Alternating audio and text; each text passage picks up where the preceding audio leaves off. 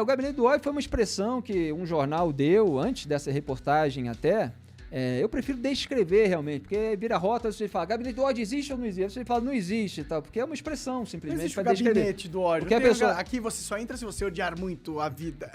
O que a pessoa precisa entender é que você tem uma forte militância virtual que deveria estar fazendo um trabalho legislativo e que está lá sendo remunerada com dinheiro público do povo em gabinete, sem dizer na internet que está sendo remunerada, e usando aquele tempo para atacar as pessoas, né? E para desinformar. Mas você acha que... Eu concordo que existe essa militância virtual contratada através de cargos de gabinete. Eu não duvido nem um pouco que isso existe. Claro. E existe espontâneo também. Mas exato, isso que eu ia falar. Mas eu acho que um problema da mídia foi julgar...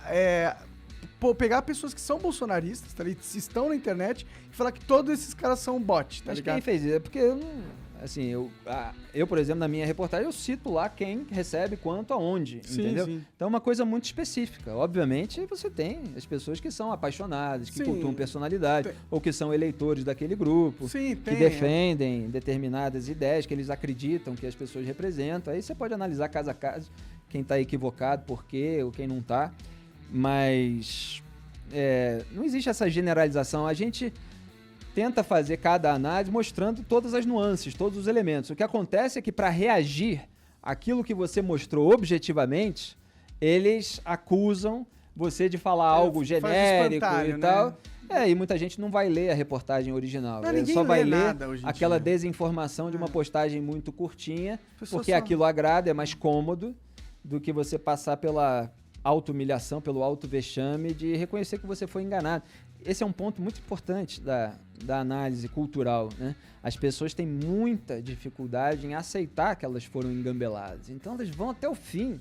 Por mais que todas as provas em contrário estejam sendo dadas, por mais que o sujeito esteja fazendo o oposto do que ele disse que ia fazer e tal, a pessoa fica lá porque ela acreditou. Porque ela investiu tempo, ela investiu uma carga emocional muito grande, ela brigou com gente da família, com os amigos, etc. Ela acreditou que ela estava certa, que o pessoal estava... E às vezes o outro estava errado também, porque estava defendendo um outro bandido e tal. Mas aí ela julgou que ela era superior, porque ela estava defendendo esse grupo, e esse grupo ganhou poder e tal. Aí faz tudo ao contrário. Não, mas isso é melhor, mas isso é melhor do que o outro, pelo menos. Aí começa a mudar um pouquinho, né? Não, mas tem que defender aqui, porque senão o PT volta, né? A expressão aí dos bolsonaristas nas redes sociais. Aí você começa a fazer um monte de coisa igual ao PT e fala assim, tem que fazer porque senão o PT volta. Tem que se aliar com o Mensaleiro, Valdemar da Costa Neto, porque senão o PT volta. Eu tava falando antes, o Monark perguntou sobre como é que os caras acreditam nisso, que o Bolsonaro é isso tudo ainda. Aí uma das coisas que tu falou foi, eles se informam por TV Chapa Branca, Rádio Chapa Branca, não sei o quê. Mas tem uma força muito grande também nas mídias sociais de bolsonaristas. Por exemplo, Terça Livre, esse tipo de coisa aí. Cara, como é que tu enxerga essa mídia social bolsonarista? Bom, já foi foco de muitos artigos meus.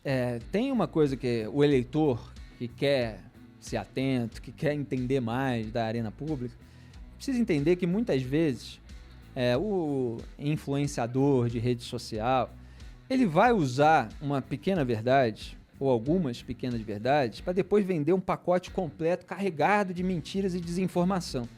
Então, vários desses bolsonaristas, eles tiveram alguma projeção apontando coisas que a esquerda corrupta, por exemplo, fazia. Não quer dizer que toda a esquerda fazia aquilo e tal, mas a ala corrupta ali da esquerda fazia. Olha isso e tal, não sei o quê. E, sei lá, a imprensa não mostra, eles generalizam, eles não focam, né? Eu sempre busquei focar, obviamente pode ter tido períodos piores em que você dá uma pancada mais geral, mas você refuta o colunista, você refuta aquela notícia. Eles fazem um ataque geral que é para deslegitimar todas as fontes de informação e eles próprios se tornarem a única fonte fidedigna de informação, que é a fonte oficial daquele grupo político. E, obviamente, as pessoas que se deixam levar por esse tipo de discurso e param de se informar e fazer o seu próprio juízo, o seu próprio filtro, elas acabam sendo intoxicadas com muita propaganda. Então, você tem um chamariz ali de pequenas verdades que atrai, e aí você demoniza todo o resto. Qualquer pessoa que em algum momento aponte ali um problema e que estava apontando os outros também é chamado de traidor e tal, como se a pessoa devesse fidelidade àquilo que está errado. E muita gente acaba vivendo depois disso, e até também tem as questões do algoritmo, de rede social e tal. Que ajudam. Que ajudam a turbinar esse radicalismo. Elas acabam entrando nessa bolha. E aí elas acabam muitas vezes, né, como a gente tem visto ser um recurso, acreditando que sempre tem uma verdade por trás. E quem diz a verdade por trás é aquela pessoa da claque do grupo político e tal. É aquela verdade que está sendo omitida por toda a imprensa. E tem muita gente que cai nessas associações rudimentares de ideias, nessas teorias conspiratórias. O apelo delas é a sua simplicidade. E no Brasil a gente tem um problema de uma dificuldade de capacidade de abstração, de você colocar mais variáveis na função. Olha quanto tempo eu dediquei a determinados assuntos que a gente tratou aqui nesse programa, separando elementos, nuances, etc. Aí você pega uma frase feita de qualquer vagabundo ali, às vezes é muito mais cômodo para a pessoa que não quer refletir muito, porque dá trabalho. Dá trabalho se informar. Dá trabalho fazer as devidas ponderações, pesar as coisas.